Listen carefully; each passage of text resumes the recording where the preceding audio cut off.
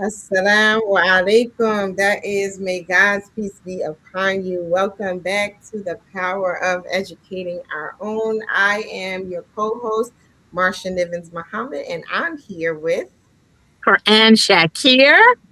And Patricia Salahuddin. Welcome, everyone. Assalamu alaikum. welcome.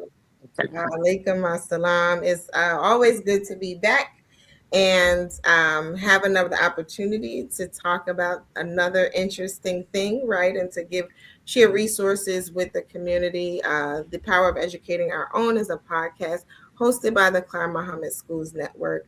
We are a network of approximately 20 schools. I feel like very soon I'm going to have to change that number because we have so many people talking about wanting to open schools. And so that's an exciting thing. But currently we have approximately 20, and those schools are full time, weekend, which we coin strong in schools, and virtual schools. And those schools are across the country and in Bermuda. So if there are schools other places, please let us know. We are so excited to connect with as many schools as possible because we really do want to work with you all to strengthen our institutions and do some collective work, right? We want to make sure that we're all growing together, right? We don't want to be uneven and, all this kind of thing. We want to be able to grow together. So I'm just throwing that out there, right? If you have a school, let us know. For those of you who are watching us, let us know where you're watching from in the comment section. Just put a little shout out in there, and we'll share it on the screen. But tonight we're gonna jump right into our conversation. Our guest we have some people giving salams already. I saw Khadija Hassan. That is the sister of Imam Bilal Hassan. Haven't seen her in a while, so salams to you too, sis. And we, as others are joining, just drop it in the chat, and she shares that she's from NYC. Welcome, Khadija, and like I said, others joining. But tonight we are going to have a conversation about our Islamic history, right? Like we're in African American History Month. Some people may say Black History Month, right?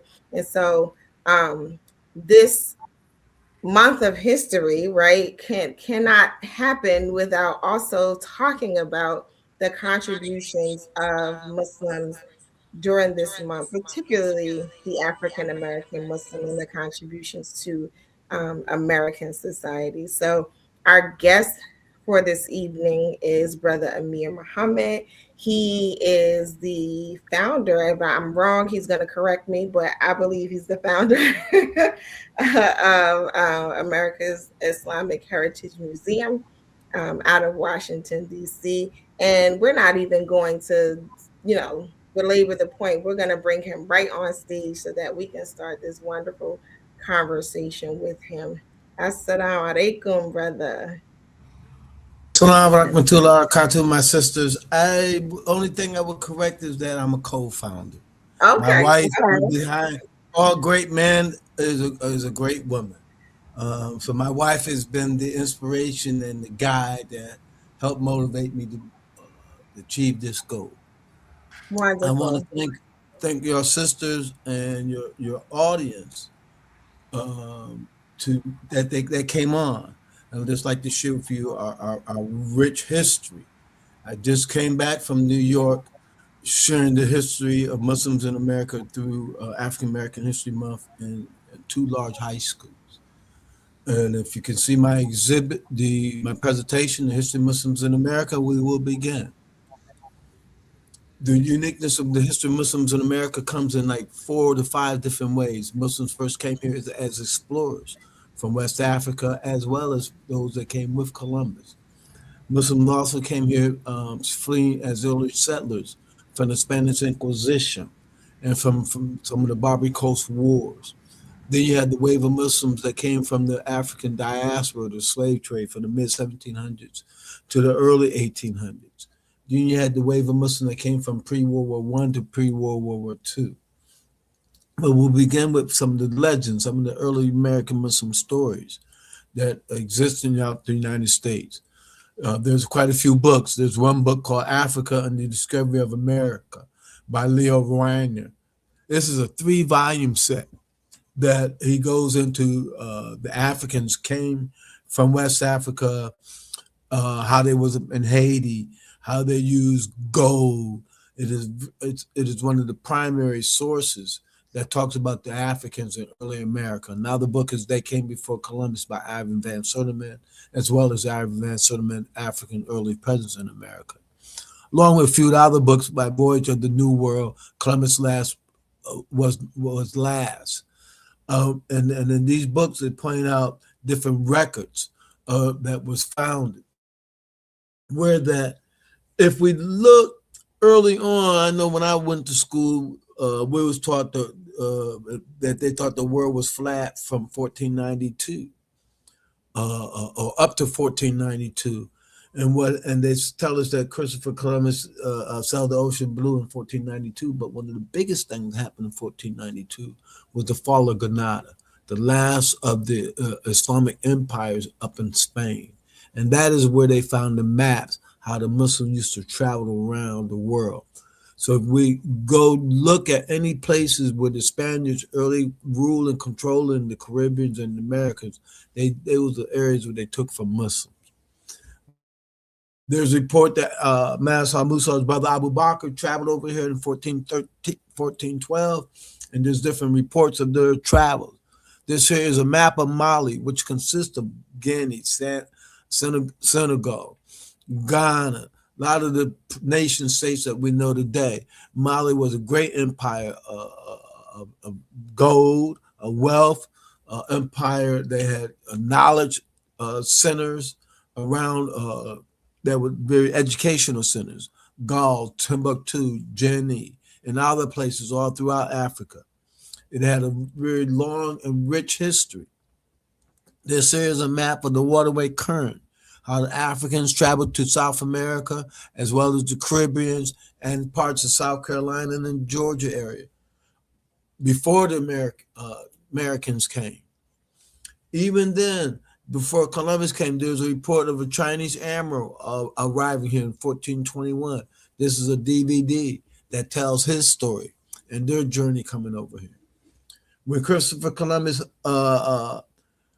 hired 2 Muslim children of Muslim family to bring them over here as captains of a couple of the ships. And when he arrived in Haiti, they was told that there was Africans that they traded with. They used some of the West African words for gold. And some of the gold and the minerals was this exactly as 18 parts gold and six parts silver, with 8 parts copper. It's the same mix that the Africans used in West Africa in many parts. So what we have is, when after the Spanish Inquisition came, the Portuguese started coming down, and they were the first Europeans to start to enslave us in the 1400s, early 1400s. Then when you had many Spaniards or Muslims and Jews that fled the Spanish Inquisition, and some of them arrived here into the Americas. And when you'll see a little intersection amongst them in South Carolina and other parts throughout the early United States. Here, this is a fort in Puerto Rico. It's called the Fort of the Moors. It's facing the ocean. There's a wall that's facing the ocean that has this Arabic script written on it. And then in Old San Juan, downtown, there's this store, this restaurant that has this Arabic script written on it. It still exists there today. There was a Muslim named Estebanico who came here with the Spaniards in 1527. He's credited with discovering Arizona and New Mexico. And many African American books, especially by J. Rogers, they call him Little Stephen or Negro Stephen, but he's known as Estebanico, credited with discovering Arizona and New Mexico. Another legend story is Nasruddin. He was a Muslim and fell in love with a Mohegan chief daughter, and somehow he got killed. But this is some of the legends that we find all throughout in the United States. Another story is that there's a European brother named Anthony Van Jameson. He was a European pirate and got captured, and then he converted to Islam, and they named this town in Morocco called Sel or Sali, Morocco, what still exists today. One of his sons moved over here. His son name was Anthony Van Jameson Van Sali. Some of his descendants are Anthony Bogard, Jackie Onassis, and these two women down here are Muslim sisters today. That is the seventh and eighth generation of them. Some of his, he's credited with being the first European to own property in Brooklyn, New York. You could go to Brooklyn, New York's library, and they tell you some of his. He owned the Quran, his writings, and the different land that he owned, and the farms that he owned in Brooklyn, New York area. Another legend is how California got its name. There's reports that California got its name from Queen Latifah. She was the African queen. Was a ruler of the West Coast Bayard area of California, and there were many African women that were with her and supported her. And these are some of the reports how California got its name from Queen Latifah. Another report is Matthew de Sousa. He's known as having African and Moorish and Portuguese descent. He came here as an indentured servant. He got his freedom after a few years. This is a plaque honoring him in what they call St. County in Maryland. There's other reports. There's a 1963 report of the first known black man that came here. His name was Anthony, and they call him the Black Moor. There's reports of the 1760 Virginia General Assembly article that if you were more and a Turk, and I will show about it a little later, other Muslims around that were scattered throughout. There's a group of them in Delaware, Maryland, and they still live there today, or Delaware, outside of Dover, Delaware. And they married amongst the Natchez Indians. We went to a powwow of theirs maybe a couple of years ago, and some of these Moors still live today. They lived all throughout. You got them in Westcott. You got them in Hartford, North Carolina. There's reports of them in Nebraska. There's reports of them in South Carolina. There's reports of them in West Virginia. In West Virginia, it was called the Guineas of West Virginia. Another code word that they use, what they call the Moorish. And another group of people that arrived here, and they were known as the Melungeons. Melungeons live in the Appalachian Mountains of Tennessee and Kentucky today. They say that Elvis Presley mother was a Melungeon. They say that Abraham Lincoln mother was a Melungeons. These Melungeons still exist today, and many of them have that mulatto skin. They'll mix of light black and white as a mixture in their skin. And these are some of the photos of it. Now, these paintings on the left in this panel says Melungeons. There's a museum in Natchez, Mississippi that has 6 paintings. At the time, I didn't understand when I was taking the photograph of them, so I didn't take them all. But in these paintings, it's called the Moriscos, and the process of how they made us lighter is what the concept of these photos. They showed the different shades and grades of how they got us become lighter. Now, what we see with the Spanish, through the Spanish Inquisition and the Moors being over here, after we lost Spain, the Spaniards took over a lot of the parts that the Muslims had ruled in Caribbean and South America. And so there's stories, many of the stories are lost because of that, because once the Spanish took over from the Moors, the Dutch took over from the Spaniards. So each people started rewriting history and destroying the prior people who was conquered history. This here is a map of West Africa. A lot of times we was taught that West Africans had no culture, no history, we was not civilized. And then they also try to say that if we could read and write, there was some Arab blood traced in there. But this is deep West Africa. Matter of fact, the first Muslim community was established in Africa during Prophet Muhammad time, so Islam, in Ethiopia. But this is West Africa. And many times our West African centric brothers want to connect us to East Africa versus connecting us to West Africa, where we was captured from and came from. So these are some of your nation states that existed. Great Fula, then you got Futu Jalo, you got the development of Timbuktu, Bambara, and you see the others, Ashanti, Bongo. These are many places where the Muslims were captured from. And you see here the Goree Island. Then you come down further, you see Elmina.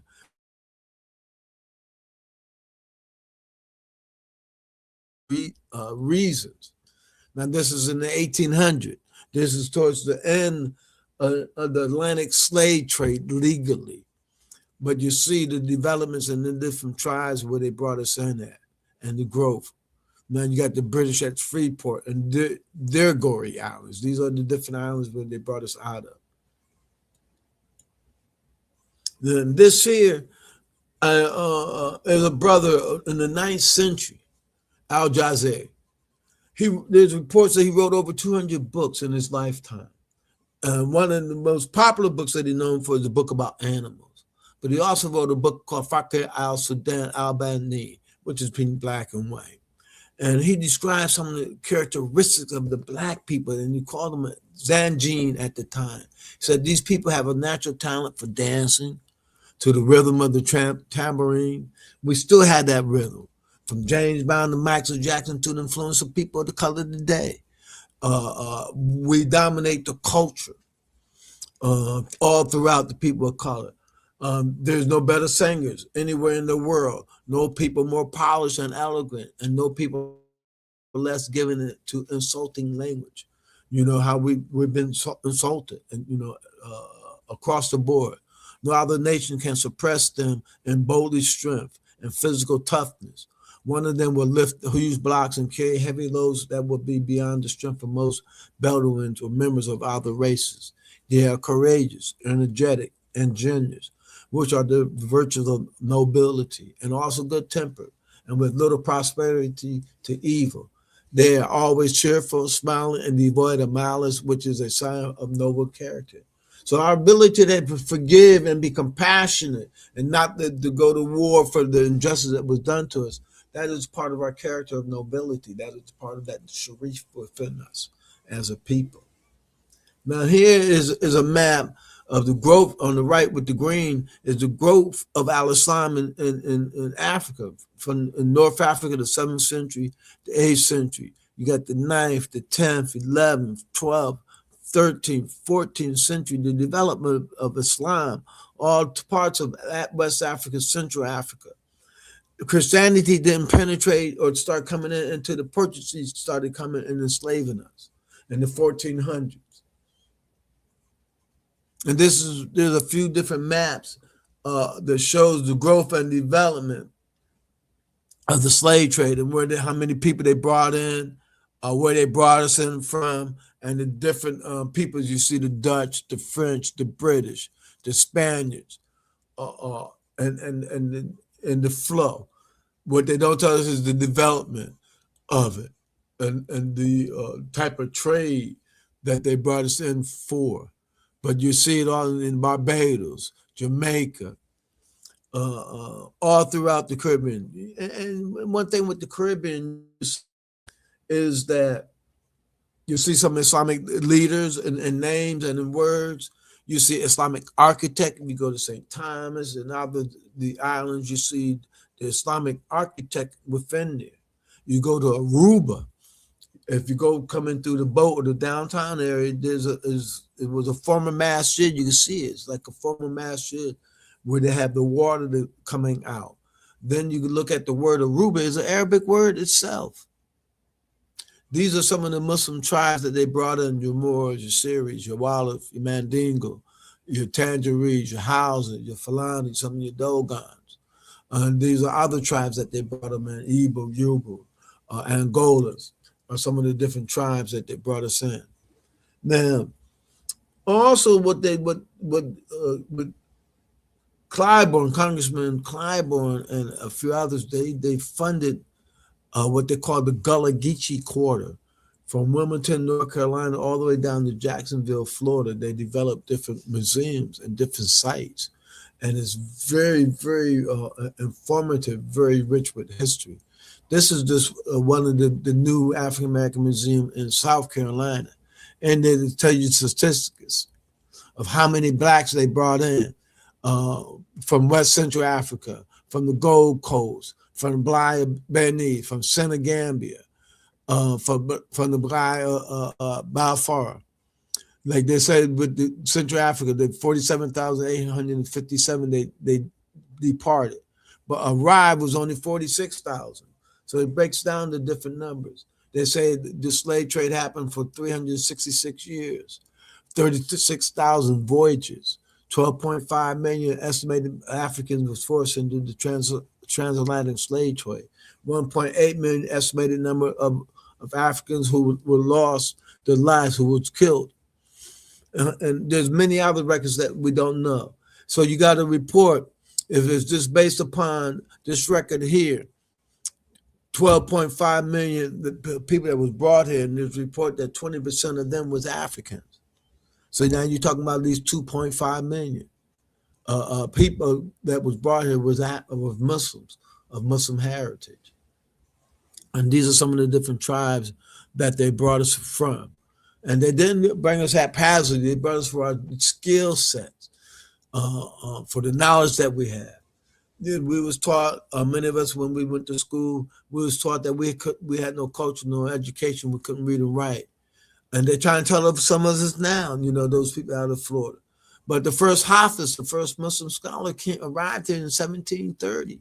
His name was Job Ibn Dijallo. He was able to he was a Muslim scholar. They called him the fortunate slave. He was enslaved in 1730 and got his freedom after only being enslaved for 4 years. He got freed in 1734.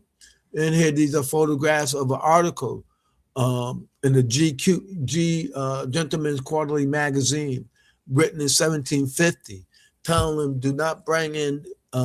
This guy was trying to sell some Falanis in Philadelphia, and they told him, "Don't you remember Job? You cannot break these people. Do not bring them in." From Job in 1734, they got his life story, and then in 1968 they wrote a book about him called "The Fortunate Slave."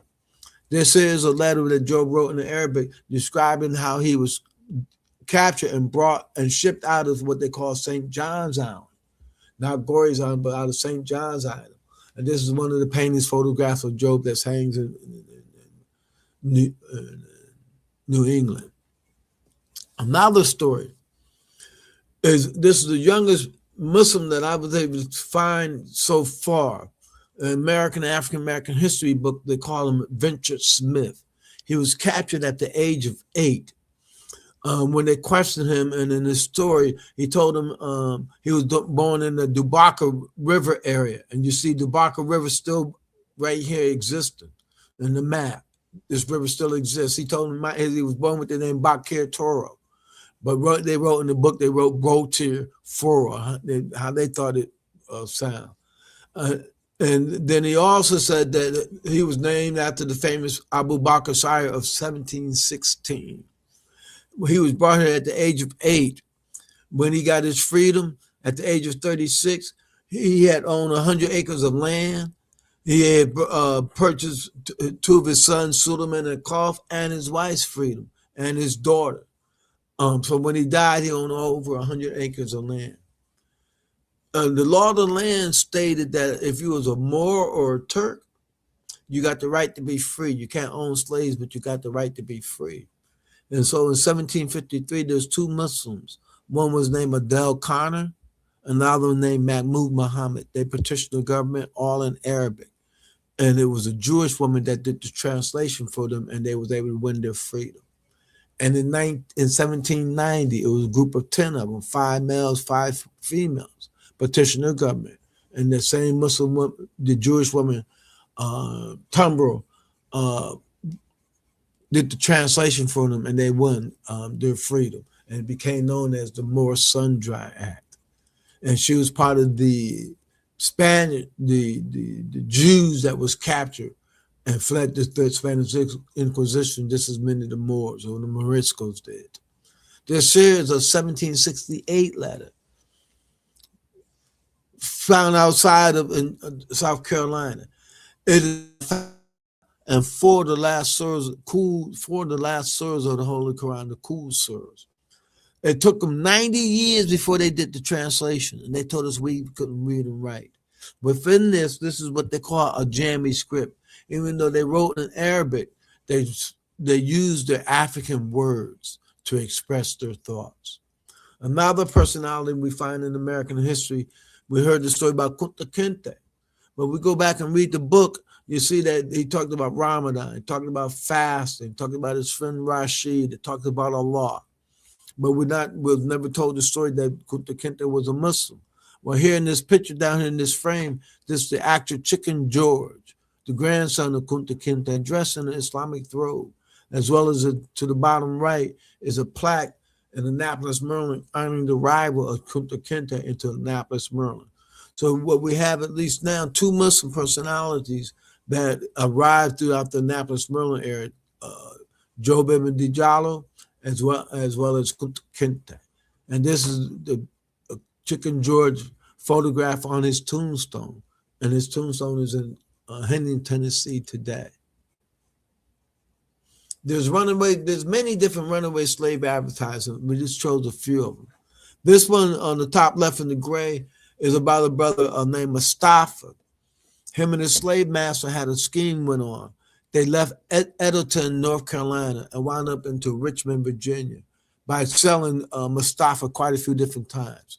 Mustafa gets sold to one slave owner, escape and run. They meet up and go to another and get sold, escape and run. That was the hustle until they made it to Richmond, Virginia. To the top right, there's a runaway slave advertisement looking for three Muslims. One named Kwame, 5 feet 5 inches tall, about 30 years old. Another one named Sambo, about 22 years old, smooth face of the Moorish country. Another Sambo, 25 years old, about 5 feet 5 inches tall. And this is out of Savannah, Georgia. Now, we find in history, there's many, in American history, in the census record, it showed many people with the last name and the first name Sambo. I've learned that many West Africans named their second son Sambo. They call that the warrior spirit. They said that their second child always wanted to compete with the first and dominate the younger. And this is why they identify this as the Sambo spirit. On the bottom left, you have one looking for a man named Mohammed. And this was done in 1774. And this is out of, again, in Savannah, Georgia. You have another group of Muslim brothers that was called the Wahab brothers. And they had the banks of North Carolina.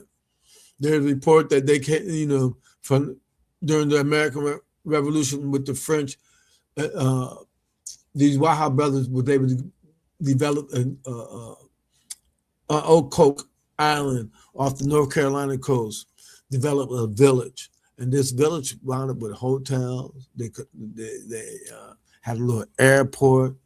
They had quite a few, it was like a resort for a minute. And some of those descendants still live there today.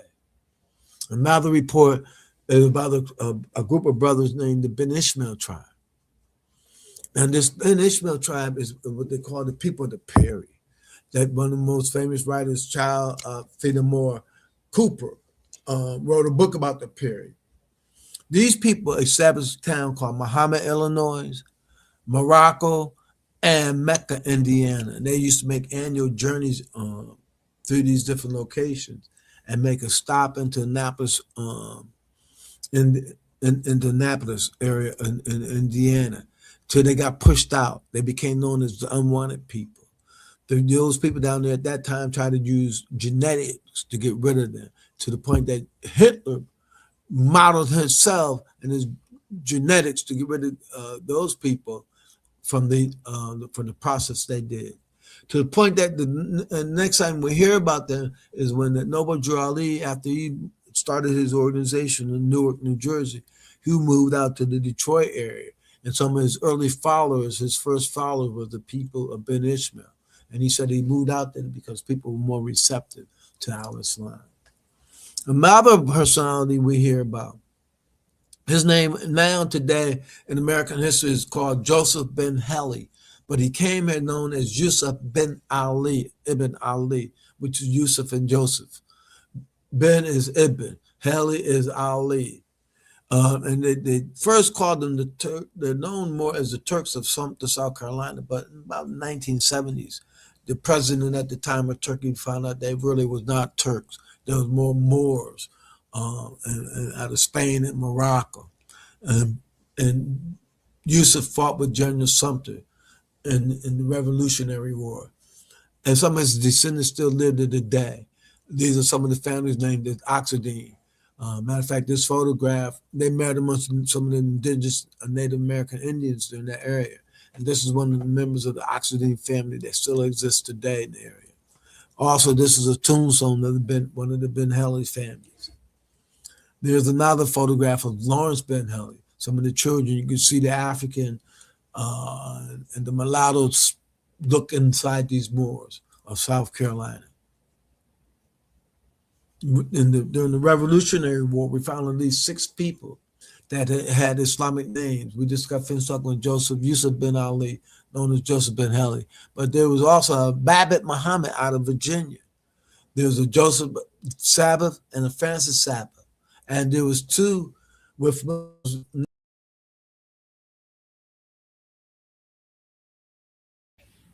Well, it looks like we lost his sound, so we're gonna give him a chance to get back connected. So I'm just gonna stop sharing his screen just for a second until we can get him back.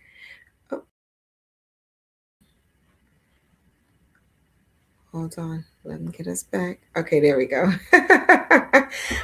Yeah, I mean, he is sharing a wealth of information. I'm like, oh wow, and even he showed the picture of the fort in San Juan, and I went there, and I wish I had known that there was like something Islamic there to like find, because I definitely would have looked at it. But I have a picture at that fort, and in Old San Juan, they also had because it's small. There's not like a huge town, but they have a really nice museum there with like um, artifacts, and they're very like, to me they were very Afrocentric. Those artifacts that were there in Old San Juan. But if I knew there was something Islamic to find, I definitely would have been searching for it. But when he showed the picture, I was like, oh wow, I've been there.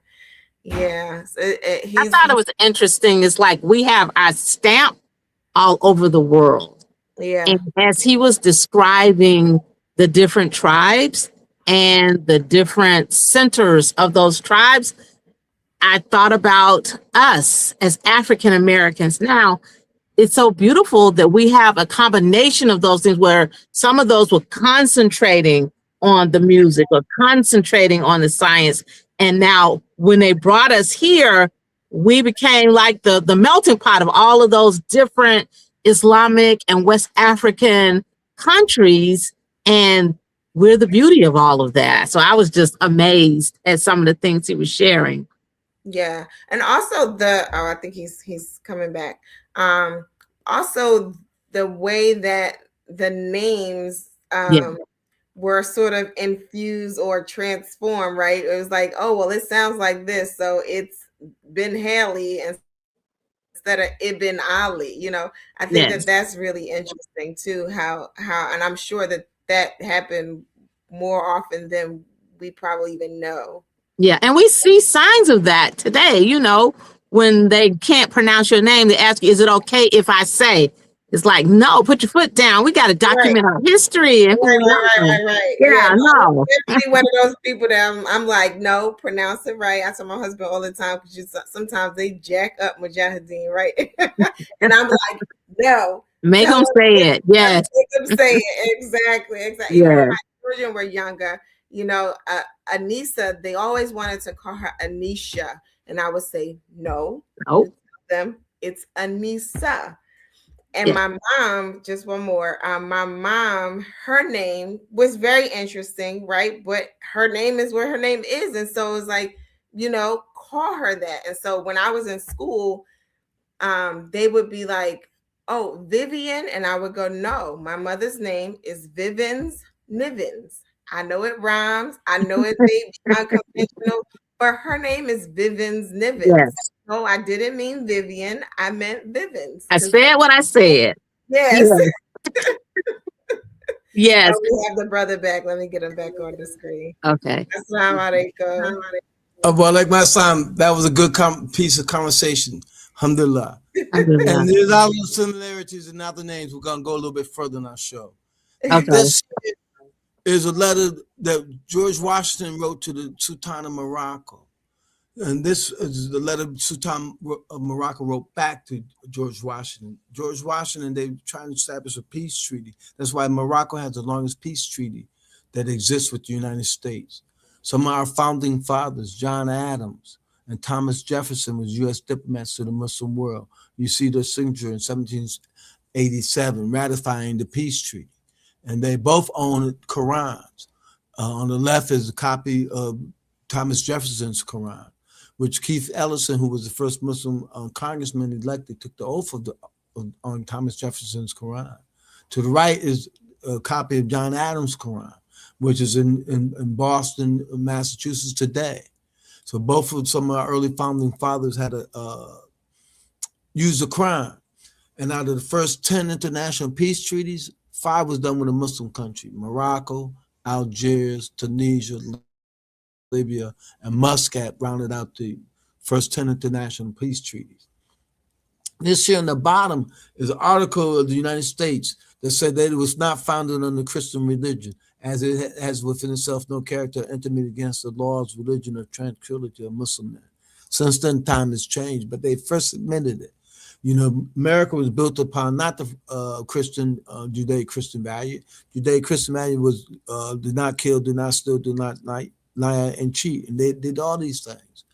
But it was built upon the freedom of religion, the freedom to practice religion, and the freedom from the oppressive religion that they was facing with, is what the American principles was founded upon. Now, at the turn of the century, in the early 1800s, we started finding Muslim personalities, towns, and the civil wars. Some of the Muslim personalities we find as Muslims as entrepreneurs, as leaders, and scholars we find in the United States. By the 1820s, we started finding towns and different Islamic symbols around the United States. This here, on the right, I think is number 351. This is my earliest ancestor that I found. You know how Allah tells family kind, kinship, family ties. So trying to build family ties and kinship, I started researching my family history. This here is my earliest ancestor that I found in the United States as a free man. His name was Isaac Freeman. He was born free in 1793. In 1824, he went to court to register himself and be identified. While I was going through his records, I found a guy, and you can see it on the left-hand side. His name was Thomas Haqq, H-A-Q-Q. And we know that is purely Islam, means truth. And that made me start wondering about Sojourner Truth. Did she change her name? Or was she saying that her name was Haqq, and she just used the name Truth about it? And this is just a repeat of some statistics that I talked about earlier on the number of ships, number of years of the slave process that went through and where we came from, and some of the numbers that existed. Here is Yar Mahmoud. Yar Mahmoud is a famous Muslim that lived in the Washington, D.C. area, the Georgetown area. Yar Mahmoud was an entrepreneur. He was known for making fish nets. He had a hauling business. He was known for dickering, and he was known for praying. And he wound up owning property in Georgetown. There's 2 paintings. You know, they didn't paint us as a people. But there's two paintings. One was a painter named Charles Wilson Peale, who was a famous painter, basically painted a lot of the presidents. But they heard stories about Yarrow and they wanted to paint him. So this painting on the top hangs up in Philadelphia Historical Society, and this painting on the bottom hangs up still in Washington, D.C. in the Peabody's room. And a few years ago, the building was burning down, and the librarian went in to save some material. And this is the photograph that he saved, this painting. Then they rebuilt property on a house that he owned in Georgetown. This is a historical marker that they did for Yarrow in the house where he lives. Now, this here is one of the most very unique stories I found in the United States.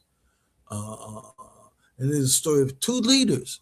You know, what we find in American history is that they used a lot of Muslims as plantation leaders because of our knowledge, our skill sets, our education, and our trustworthiness. One of them was named Bilal Muhammad. They called him Ben Ali. He wrote what they call a risala, a letter, instructing the community how to pray, how to fast, holistic living. This letter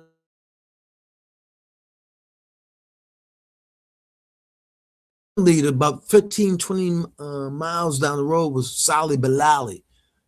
He was a plantation manager as well. And what I found unique in America is that just like we hear the story, you know, my first time ever hearing about Bilal was from Imam Mufti Muhammad. And he tried to get us to call ourselves Bilalians after describing or after the character and the personality of Bilal ibn Rabah during Prophet Muhammad time, Sallallahu where he was the first muezzin called the prayer, and he was tortured and enslaved. And amongst that torture, all he could say was a hada hada had. Then all he could do is put up the one finger. Still there in our tajud. Well, in between these two islands of Bilals in America, I found this first tombstone with the one finger on it, and his name was Sambo Swift.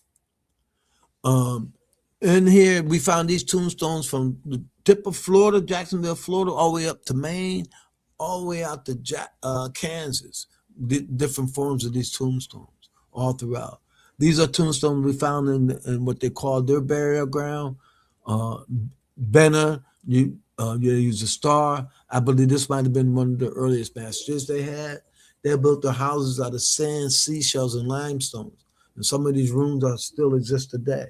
They were known as the Gullah people, the Gullah Geechee people of Georgia, South Carolina, and North Carolina. And they was called those Gullah people, those Galala people, those people that believe in Allah. Now, this is the ruins of that building that showed that I believe was mastered. This is what's left now after 20 years ago. And this is Bilal's book. It's still at the University of Georgia. Ali Bilali, his grandson was still at the name Bilali Sullivan. And in 1941, he bought the plantation and we call it the Bilali Sullivan Estate, which still exists on what they call St. Simon Island today. Now, there's a couple of good books as primary source books. One of them is called Drums and Shadows. The author Sylvain Daouf does a good job in revitalizing this work and identifying some of the issues. But in one of the books, she talks about making a flat cake she calls saraka. And in there, this is what they would give out to the children during Ramadan or for the Eid, a sweet cake, saraka, like zakat and zaraka, because they was poor, so they had to do what the best they could do. They also talk about women and finishing prayer saying, I mean, also praying towards the rising of the sun, bowing their heads 3 times during the day, turning towards the east. These are some of the reports of them remembering their grandparents doing on these islands. And we're going to see a little different hints about that. This is one of the historical schools that still exists on that area.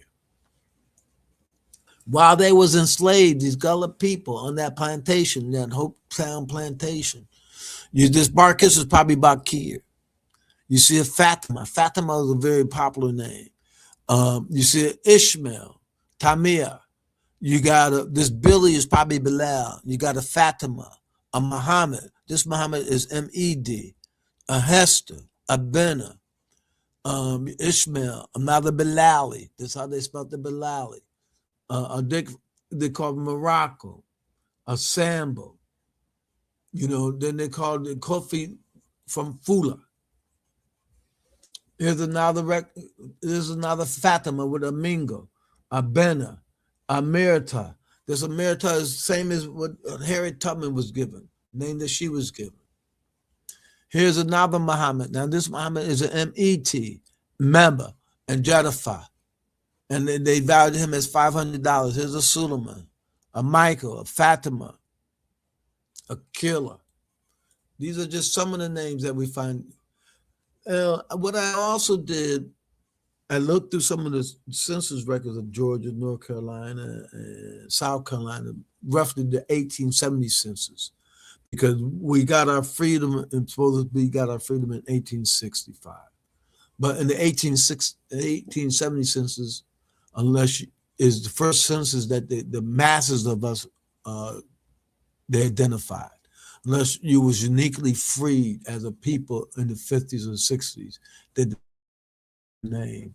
So we found in the 1870s 318 people that came directly from Africa, living in Georgia. And here on this page is Brunswick, Georgia, where my father come from, and where my ancestors I found that came directly from Africa, which is still living at that time. Here to the right in the census, it tells you some of the places where they came from. Upper Guinea, and the age roughly 1785, 1795. Upper Guinea, Guinea, Algeria, or the different regions. It's almost at a point that we could almost identify it was a group that was brought into different areas, like you see in Spalding and Glenn County, and where they listed these people from Africa. And this one with the check to the right is my ancestor, Clara Higginbottom, born 1793. And as I said earlier, these Gullah Geechee people, they were the Muslims that they brought out of Senegal Gambia region to help develop these crops, rice, indigo, and cotton. Wilmington, Myrtle Beach, and Georgetown area, and Charleston, where they make these Europeans rich out of this rice that they develop. They call it the golden rice. And they really make that area very rich. But the Gullah people came all the way down to St. Augustine, and they did indigo, cotton. They really helped produce these crops until God made a change. And when a couple of the hurricanes came and the salt mixed in with the water, it started killing off the rice. The boll weevil came in and helped destroy the. So that also helped in getting us to be able to get our freedoms. And there's many different stories all throughout. Now, this is one of the unique things that I find that a tradition and the transition from Muslims into Christianity. Here, what they call the spiritual tradition, one of the traditions they had was called seeking. If you wanted to become a member of the church, they said they would send you out into nature, into the woods. They said you got to get in touch with God. You got to get in touch with nature before you become a member. And then come back and share that experience with you. And we're taught in the Quran to pay attention to the signs of Allah through nature, to the signs of life and experience that you go to. Another tradition that they carried over is the call and response. We know it. We see it in amongst the Christian church and Christian ministers. Can I get an amen? Amen, brother. Preach, brother. In the nation line, teach, brother. That's right. And one of the ladies, or the Gullah people, broke it down and even explained even our music. She used the example of Sam Cooke working on the train game, going downtown. Can I? What was it? Ooh, ah, ooh, ah. For me, I can see it in the Gladys Knight and the Pips. Gladys was saying, and the Pips would come back with a harmony, call and response to it. Muslim, this is part of our tradition. The Adhan is a call and response. Hey Allah Salat, hey Allah Falah. Kakamati Salat. Prayers, come to prayer, come to success. Prayer is ready. Call and response. A matter of call and response, what we do, we say takbir. What? Allahu Akbar. Call and response. Another thing is if we say Muhammad, Prophet Muhammad, then we're going to say Sallallahu Alaihi Wasallam, call and response. So we see this tradition that was passed on. Another one is what they call the ring shout. The ring shout is tradition where we used to make Hajj. You got to make 12, make 7 12 counterclockwise. They couldn't go on Hajj no more. So they came up with this invention about the ring shot. I don't understand the steps that they did, but they would make 7 12. This is part of the rituals. Now here is a video that was on a plantation, the Bellafield plantation in Georgetown, South Carolina. And I guess it was Easter time. And they came down and they took a film of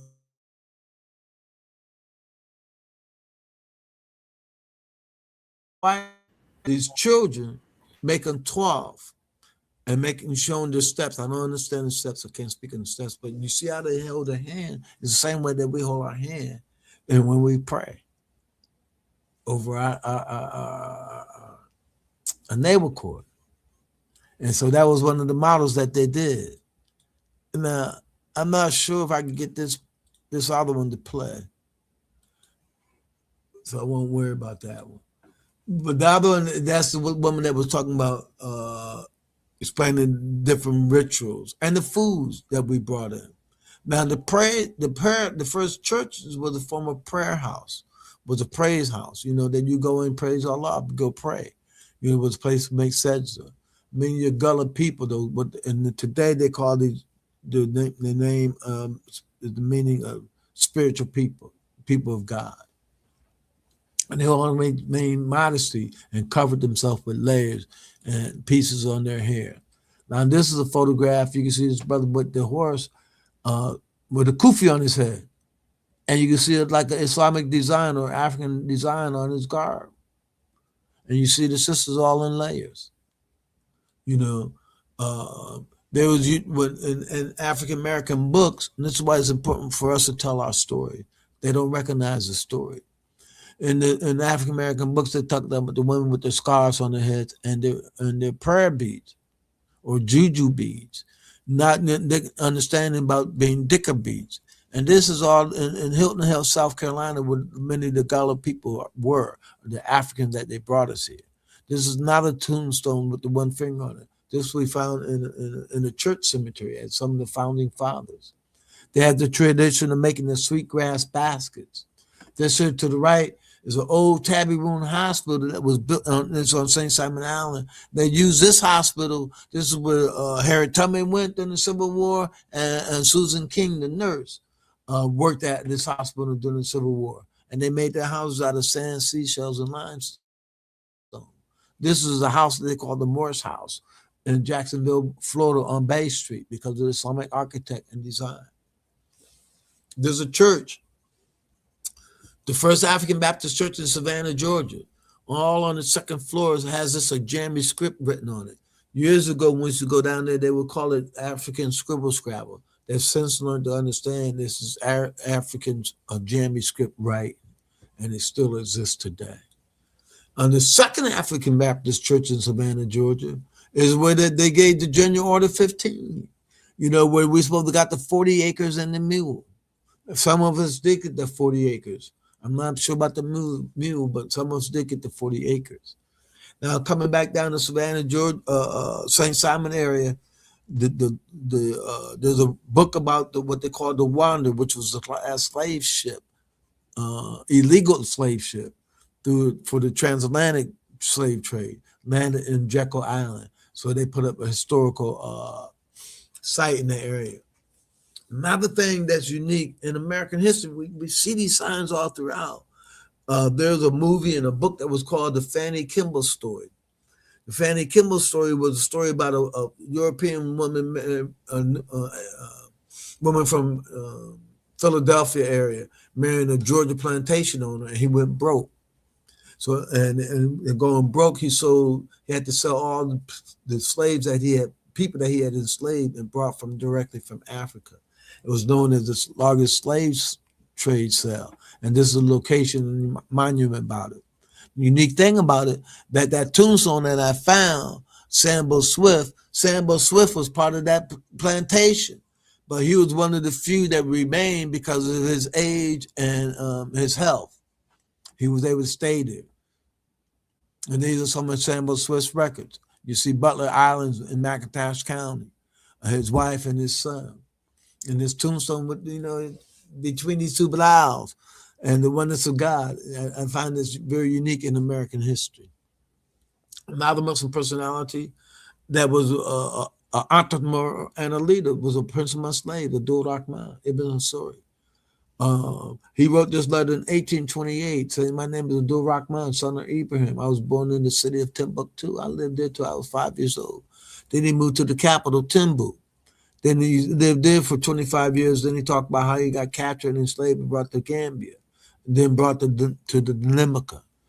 And he wrote this in 1828. And they told us we couldn't read and write, but they didn't understand what we could read and write. And to the right is what they call the Lord's Prayer, would make you think that is the Our Father out of heaven, hallowed be thy name. But no, it's the Al-Fatiha. And then he's giving salutation to the Prophet, Muhammad sallallahu alaihi wasallam. This letter here to the right is housed, the other looking one is housed in Philadelphia Historical Society and the Brown University of Yale today. Muslims lived amongst the Seminole Indians. There was a fort not far from St. Augustine, the first city in the United States. And Muslims, they built a fort, what I would call a gated community. And they had developed plots and land and sites. They was living healthy. They was model. And so many of the Africans, men and women that were enslaved, wanted to escape into Florida and to these areas. They had one with Fort Negro. Now the fort was Fort Musa that they developed. And then when there was different villages until Andrew Jackson came and wanted to destroy them, what he called the Gullah Indian Wars. And Abraham was one of the translators and the Muslims amongst them. And they lived in the bush for a long time and kept themselves modest and covered.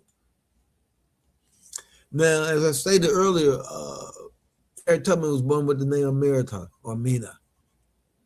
And she reports that her parents would fast on every Friday.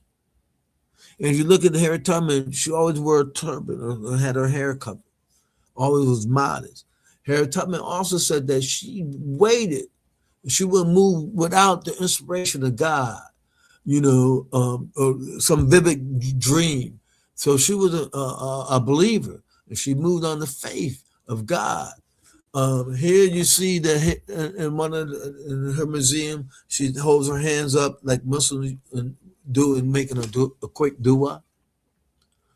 She was a strong believer in God. Now, another unique thing down there in that Eastern Shore area. Now we talked about Kunta Kinte coming from out of that area, Job Ibn Dijalo, Harriet Tubman. And these are churches that they did. And in there, in the early reports, the Europeans wrote that they thought they was Gothic. What African, what black man would know anything Gothic? They would know something about masjids from West Africa.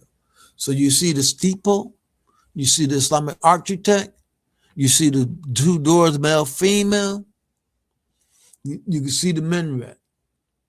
And they thought it was very unique at the time. Now we take it for granted. Now this is one of the churches, you can see the steeple, the minaret. This is a window here because they redid all the windows. They redesigned and put an Islamic design within that window to make sure it still exists. Here, this is the first Islamic design house in the United States. It comes from my own hometown in Britain, designed by P.T. Barnum. It existed from 1848 to 1857 before it burnt down. This is to the right, top right. This is his museum, which still exists today. You see the minaret and the dome. This here was a skating ring. They called the pyramid, the mosque, that we as kids used to go there to skate. And then it was built on a street called Iverson Avenue. Iverson Avenue still exists today. Now, census records is a great source of information. This is a census record of 1850, when a guy living in Ohio had the name Henry Allah. It might have been Abdullah, but his name was Henry Allah, 21 years old, coming from Ireland. So I go run and check Google, and I found about 7 different people, one named Kate Islam, coming from Ireland, people with Islamic names coming from Ireland. So I Googled Muslim in Ireland, there was nothing. I Googled Moors of Ireland. Moors conquered the southern parts of Ireland, and many people converted to Islam. And that's one reason why you see them, when the Irish first came here, they treated them like us. Here is in California, 1850, a guy named Mohammed, 28 years old, coming from Arabia. We found also in the 1860 census, 8 people were living free in North Carolina in 1860. 2 people were living free in North Carolina. They came from Africa. Some were from Burkina Faso, Brent, Guinea, and Ghana, and one from Afghanistan. These are a list of people. You got from Africa, Burkina Faso. Now this thing right here, and this is in 1850. There's many people came from Burkina Faso, and it said Catawba, North Carolina. Catawba, North Carolina is where all my mother's siblings was born. And Catawba. In there, her great grandmother was listed as a native or an indigenous person, a Native American Indian. Now they tried to destroy this Catawba and call it part of Coswell County now. But this is the early history, and this is them in the 1860s. You see people come from Mali, Sudan, South Africa, Mauritania.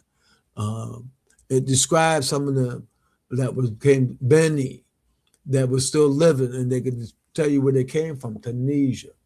So yes, so you have Muslims here that came from the Spanish Inquisition, came from the African explorers out of the 1300s, and came from West Africa. So we're not just one harmonic source of people. We came from different means, in different ways. But yes, we came here from West Africa. Out of West Africa, and he was a scholar. He was a Sufi scholar. He had made Hajj before he was captured and enslaved, and he was one of the most prolific writers. He wrote over 11 different letters. He used signs and symbols for amulets. It was a Muslim that owned his autobiography. And that Muslim went to school, to Sister Clara Muhammad's school in California. His name is Derek Bird. And he sold that Omar Ibn Said autobiography to the Library of Congress before he's passed.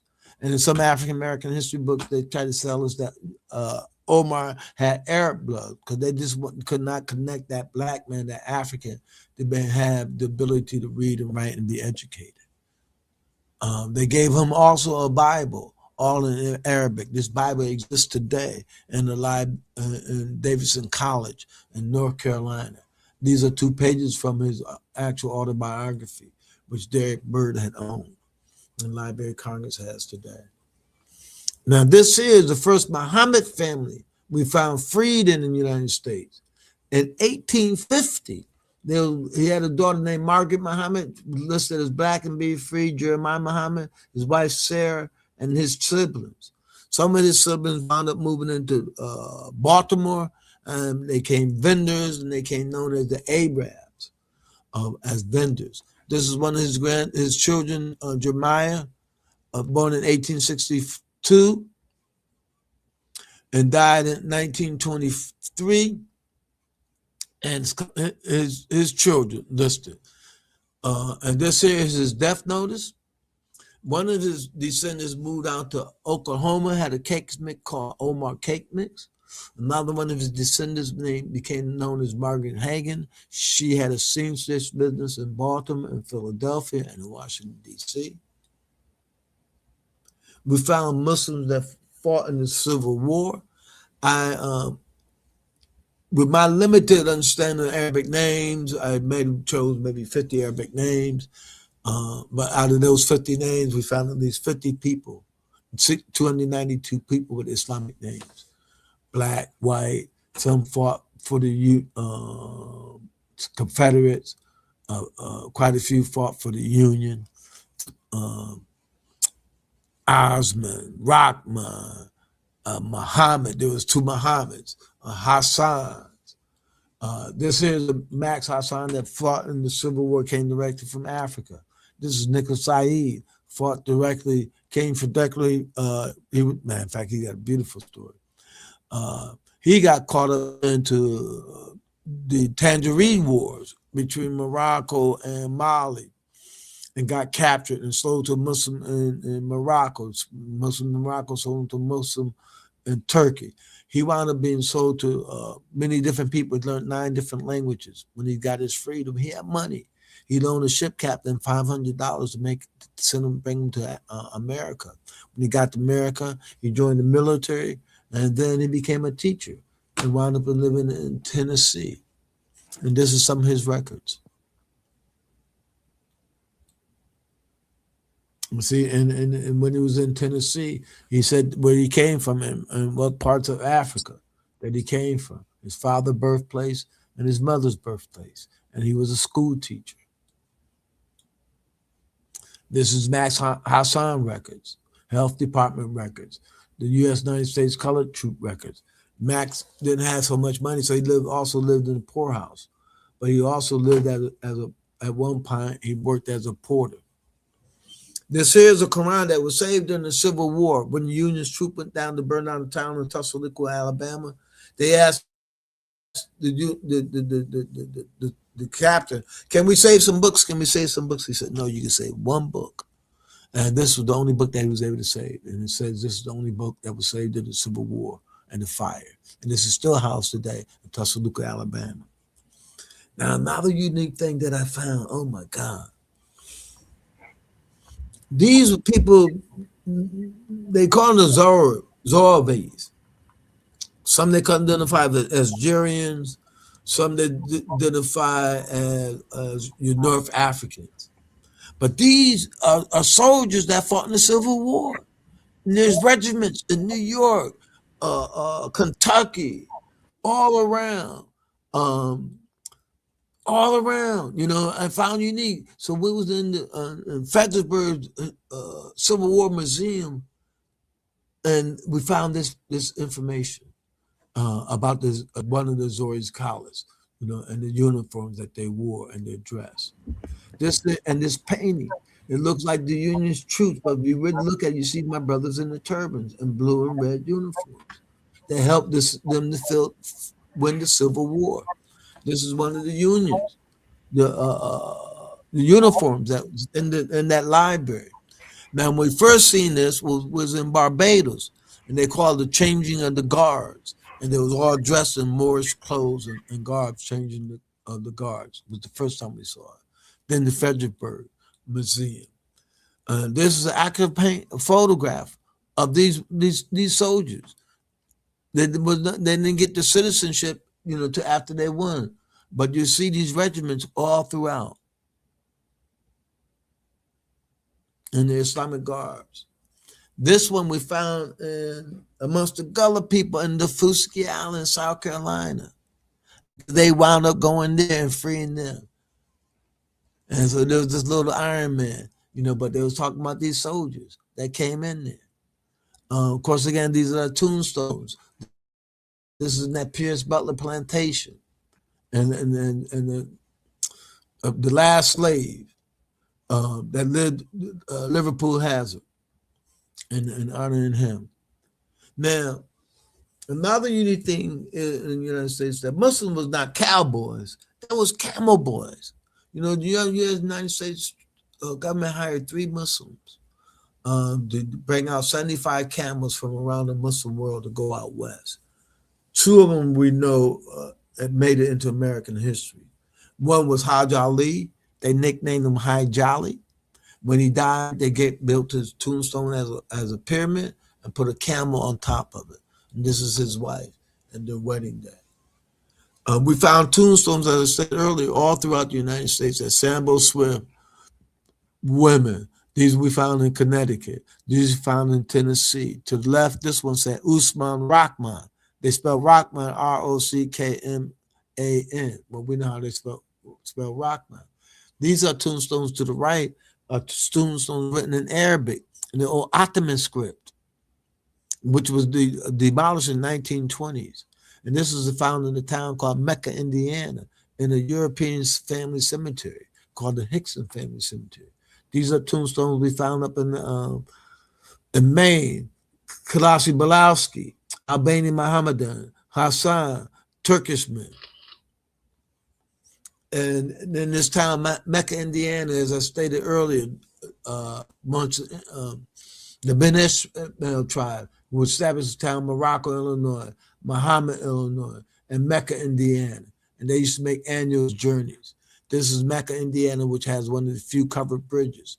They have 2 cemeteries, one they call the Hickson Cemetery, which is a family cemetery, and the other one they call the Arabian Cemetery. We found the tombstones with the 1 finger on it, as well as other symbols. In this town, Muhammad, they tried to change its name to Middletown, but there was a town already called Middletown in Illinois, so they had to go back and keep the name Muhammad, Illinois. This is one of the grocery stores, the highway sign, the administrative building, the library. And inside the cemetery, the first cemetery, and then we found these tombstones with the Tahid on it, with the 1 finger on it. And in American history, the researchers about cemeteries said that they thought that it was pointing up going to heaven. But we as Muslims know that Muslims say that there's oneness in God, no matter what you do to us. And the Albert Camel, this town called Mohammed, Texas. This Mohammed, Texas had a post office from 1857 to 1916, and it still exists today. So no, we were not that macho cowboy boy, man, but we were camel boys. So from tombstones to towns to Arabic letters, we found in the 1800s the early history of Muslims in America.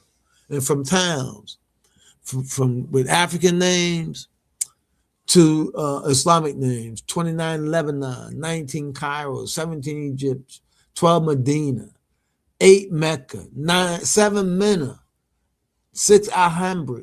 Somebody had to know something. 4 Andalusia. You got New Medina, Ishmael.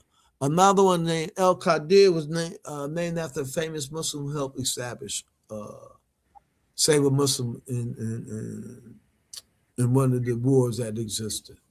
So I want to thank y'all for your time, patience, and perseverance.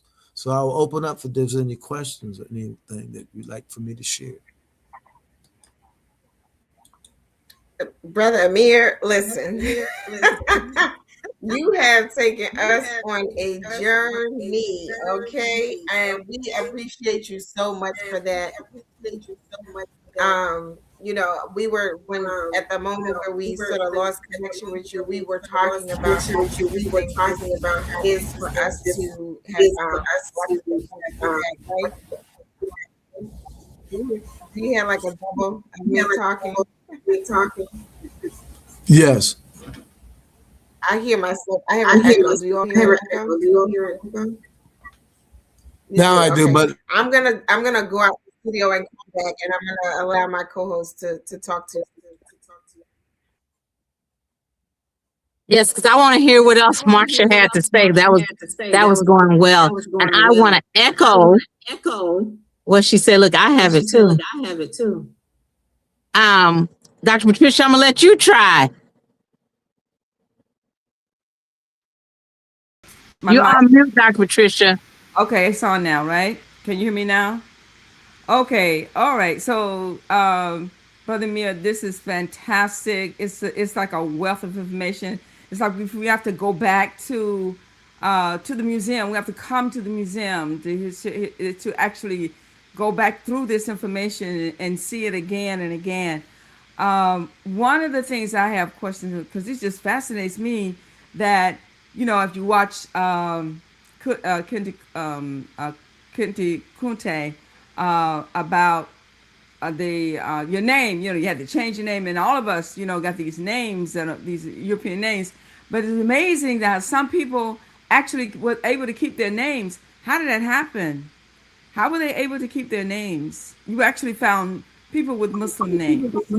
Yes. What I see in the Georgia and the South Carolina area is that, especially on these islands, Sapo Island, St. Simon Island, Dafuski Island, Hilton Head, is that when it got hot, too hot, the mosquitoes, that slave owner would go back. Philadelphia, go inland, he scats. So these Muslims was trusted, they're honest, there was Muslims. So they're honesty, so they made them plantation managers. So by being plantation managers, they was able to maintain and do certain things undercover and maintain. Like Bilal, he told his slave master in the War of 1812, he said, look, I got 80 men to help defend this island. I can't count on the Christians that you own. I got 80 men to help defend. And he gave them rifles to help defend this island from the British coming over. And the British didn't come there. Now on the island, on the other island, where on Saint Simon, with Salih Bilali, the British was able to entice them to join in the war to get their freedom, and they wound up going to Nova Scotia. And that is why you have, if you ever seen that book, the Book of the Negroes, I think it was called, and they did a movie about it. Yes, I And, just and watched something in relation to this when they went to Nova Scotia. yes, okay, and now and up in Nova Scotia, I forgot the name, Bridge. I can't think of I the feel like bridge. it's Book of Negroes too. I'm gonna look it up while you're talking. And in that book, I mean, in there you'll see a lot of Islamic names, and in that cemetery we found tombstones with the Tawhid on it, with the one finger as well. So you that is the only way I seen that many of them happen. Now another thing I noticed, what they did later on is that they gave them Islamic middle names or some nicknames. Like if you ever heard Duke was short for Abdullah. One of the examples that we have is that the Four Tops guy, the last one that passed, we know him as Duke, but his name was Abdul Bakir or Fakir. He was a Muslim from Bangladesh. Another thing that we see that people are doing now, short, I don't care for it, for Muhammad, they call you Mo for Muhammad, shorten it up as slang. So we was able to camouflage, I believe. Now, another book or as a DVD called The Daughters of the Dust by Sarah Dash. And in that book, it shows you the psychological warfare that they use to get us out of our faith, to use to get us out of our belief. In there, you see that the guy, old man, dressed in like American, like Western, okay? But he's teaching the guy how to use his dicker beats and to pray. And they're teasing him, oh, man, you're sticking with the old ways. But what you see them do is that they're dressed in Islamic robes, but yet a Christian is going to get baptized. So they kept on the outer camouflage, but changed the inner. And then those that lived on the mainland, they came back with new toys, new clothes, new different things, and enticed them with what we call today bling. I know that sometimes when I was born in Connecticut, but I moved to South Carolina. To Richmond, Virginia. Richmond, Virginia was very quiet, slow paced thing. So my children would go sometimes and stay a little while. When I go back up to them, man, they got all these kind of gadgets. They got all this kind of new, all this different stuff. So they was excited about the bling. So that's what you see, and that daughter does. That repetition with it. Same thing with the church. What they did they enticed the people. The first group of people that got the freedom to go back to Africa to teach them Christianity. And this is what you see in Sierra Leone, Liberia, and a few of these other places. The Africans or the blacks, they brought them back. They made them they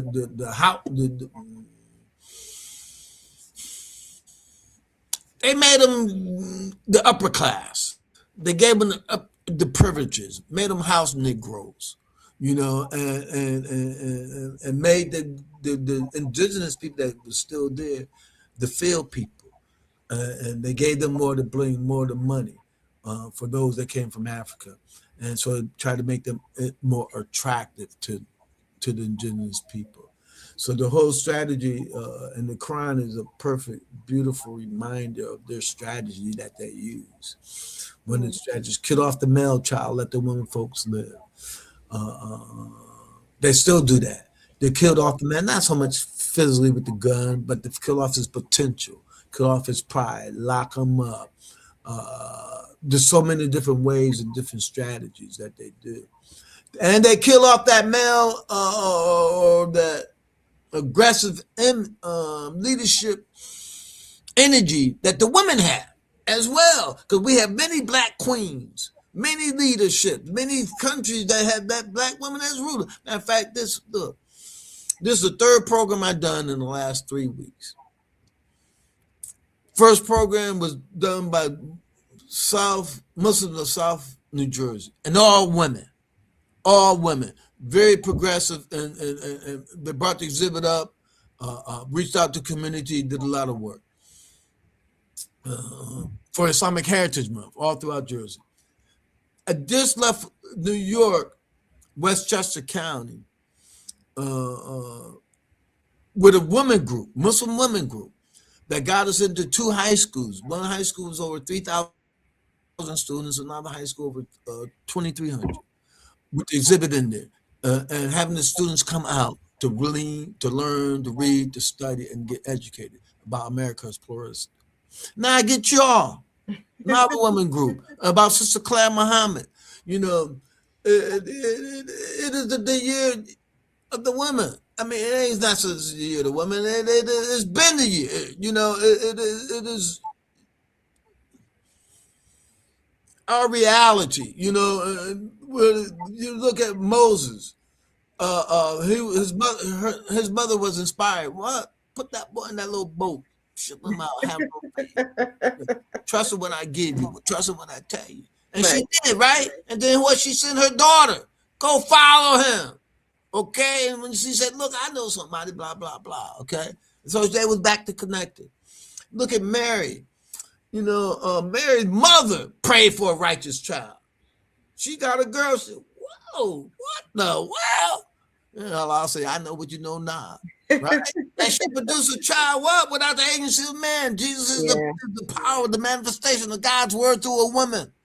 Alhamdulillah. A woman without the birth of a man. What's that thing, man? It's bad to have a child without a man. I'm just talking to my niece. That's fine. Look, as you're thinking of it, I just wanted to say, yes, the book that you were talking about is the Book of Negroes, and it's a series. So I just finished watching it. So it's so interesting that you mentioned it. It's about 6 episodes, and it's so good. So if you have not seen it, her name is what? Amirta, right? Yes, her name is Amirta. Yes. Yeah. Go by and say what they say. Look, I seen little thing I seen, man. Look, in America, like Bilal, you saw the different ways they spelled the name Bilal, right? And Mohammed, there's over 31 different ways how they spell the name Muhammad in America. Yeah. Mohammed,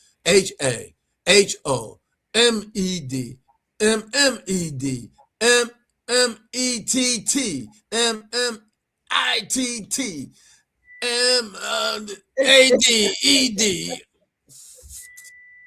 So I learned not to, Yeah.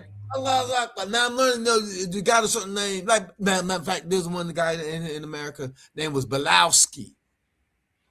Okay, Wow. Belowski, he's from Eastern Europe. He got the ski on it. He's from Eastern Europe. So when we start learning, the different phases, of it.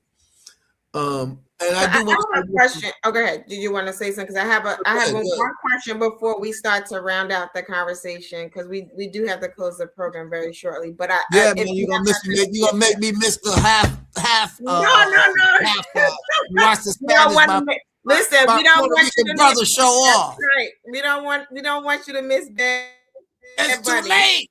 I gotta watch now. I gotta watch the half. I gotta watch the little commercial stuff. Alhamdulillah, this is better. This is better.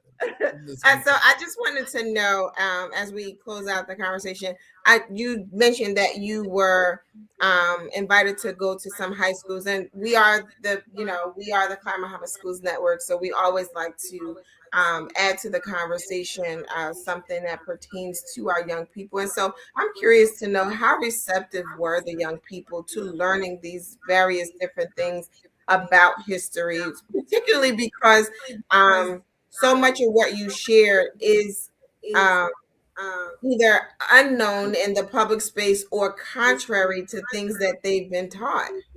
Yes. Look. I mean, yes, there was those that was in there that wasn't excited or engaged.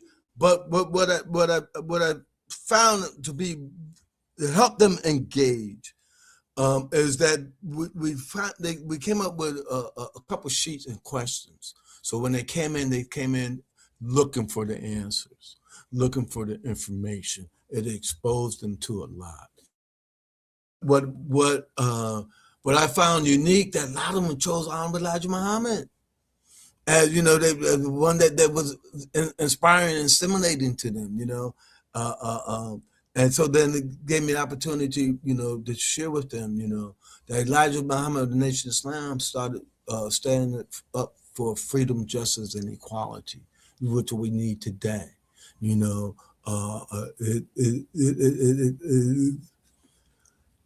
you try to look. I'm finding that this is a great dawa too, this educational piece, because they hear so much, um, and so they're looking for another side of this story.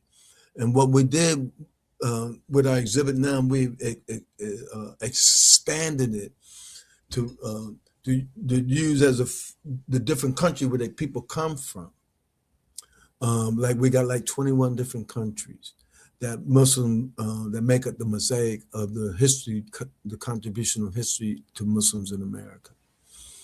Of course, you're African, Guinea, Gambia, Senegal, Nigeria, Morocco are some of the early ones. But some of these countries now that's been here for maybe 30, 40, 50 years, like Somalians,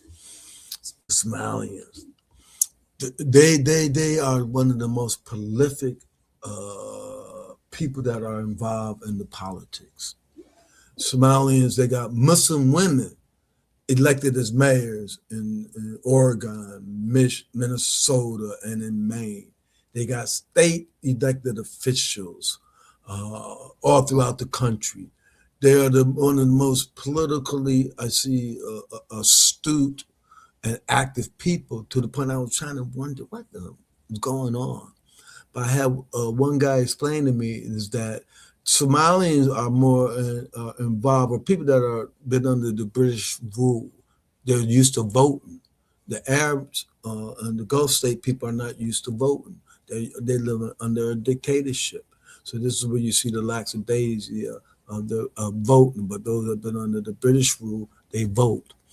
And you see another display of this in the Indo-Pak people. India and Pakistanians. They have modeled our civil rights efforts.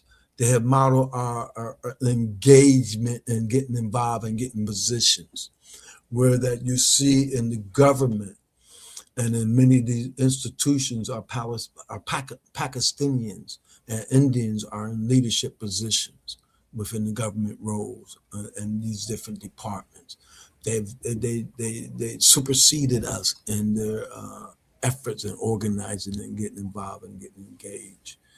Yeah. Um, and by doing each one of the history, because everybody wants to see this story, and by doing that, I've been able to see like I watched this last time.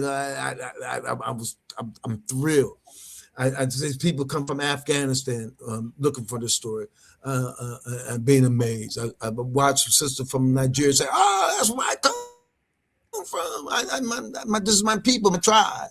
You know, watching people be able to connect themselves to the American story. And seeing themselves as part of that fabric. Same thing as the Pakistanians and the Palestinians. Because they tell that story. Matter of fact, this trip, I haven't seen that many Yemens, but this trip I've seen two different people come from Yemen, and one of the early union labor groups was led by a Muslim from Yemen. And he made a historical contribution. Um, I did, and the biggest wave that an opportunity for us to do, is to tap our Latino community. They are part of that diaspora, especially from the Spanish Inquisition. They might be a little further away from us into that light, but I come from that old nation Islam school where they would say, what is the job of the civilized man? Was to teach and train the uncivilized. One of the things that we're supposed to do, one of the best dawah efforts is education. Sister Clara, Mohammed, and I told them one of the questions was, what women do you, out of the Islamic community, you can admire? And someone chose Sister Clara Mohammed. And I told them because she led the community. She held the fort down. She helped produce education. She's the one that helped the home schools get started. Right. Excuse me. So what I'm learning is that we got to come out of our cocoon and start becoming comfortable who we are. We can't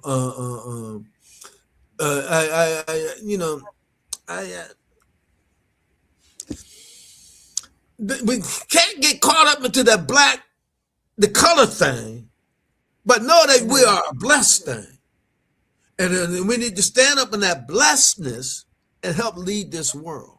Absolutely. One thing I seen that one brother in New Jersey said that Allah said that let there rise out of you a band of people. Good. The stand of heart of what is good. He don't say Jew, Christian, or Muslim. He said band of people. Right. So the band of people, let's rise. Let's help guide. Like one of the things, man, I was shocked, man. Like these Latinos, man, they know that the African connection. They man. Yes.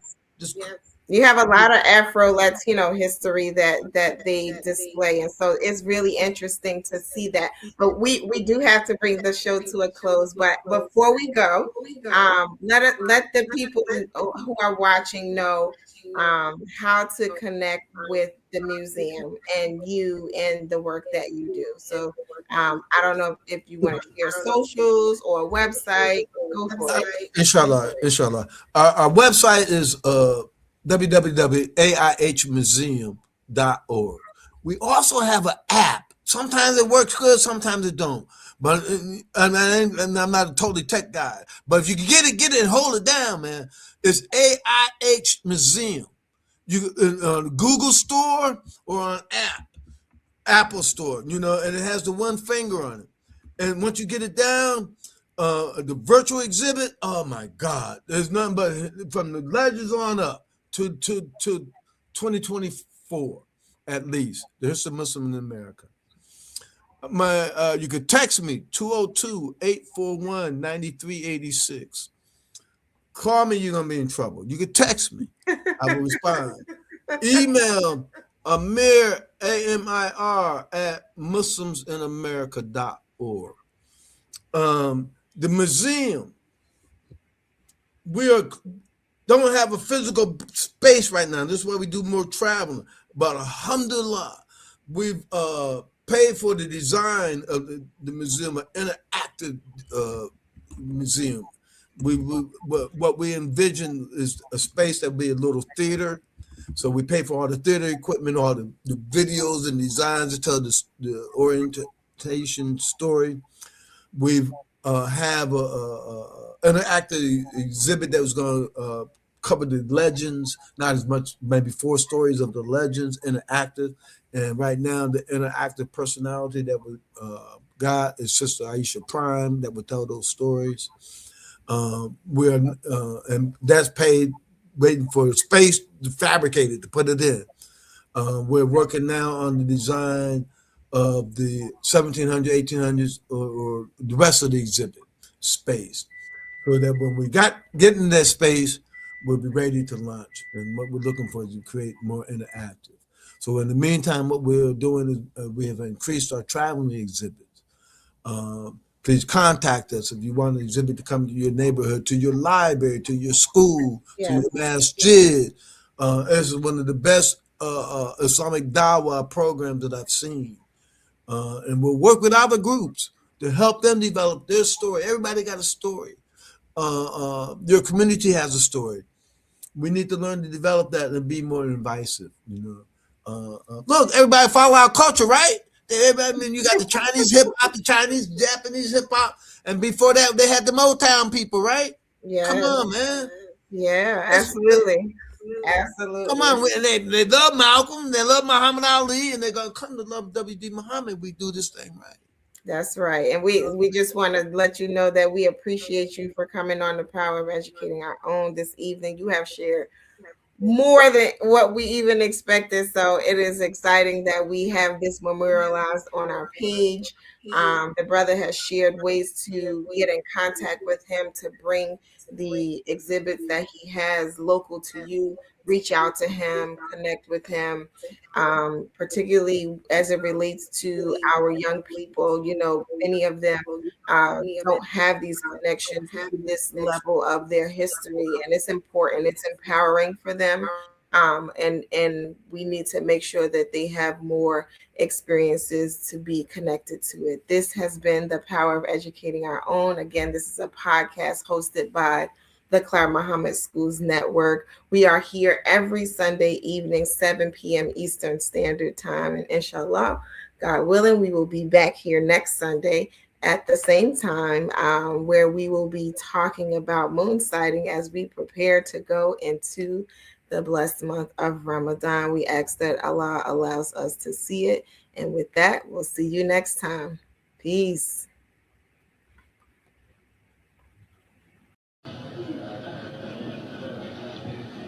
Now, in concluding this, when the slave traders and the black traders of Africa, traitors, different, traitors, when the slave traders and the traitors of Africa called themselves Muslims, were fighting each other and carrying on and weakening their people over there, so that the white traders come in there and get us, take us on slave ships and bring us here. Now, all right? Yeah. So now, when all that happened, what you think was happening to our human soul? Let me tell you, God has given me an eye to see into the very abstract form of the human being by my study of the Quran. Yes. Now, I'm going to tell you what was happening. I know, as if I was there. The soul of those victims had given up on this world. They knew they were going to their death. They knew they were going to circumstances that were going to finish them off. They would never have their lives again. They knew that. But in their soul, they were saying, our children will one day be free again, and they will serve God. We have failed, but our children was one day serve God.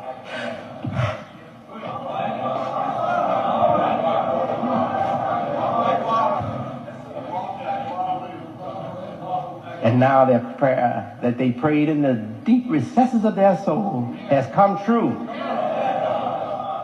And not only of the descendants of the black people of Africa, from Islam, coming to Islam, taking up the divine cause, but those who never were Muslims, their children from Christianity, their children from Judaism, their children from paganism, are embracing Islam in America.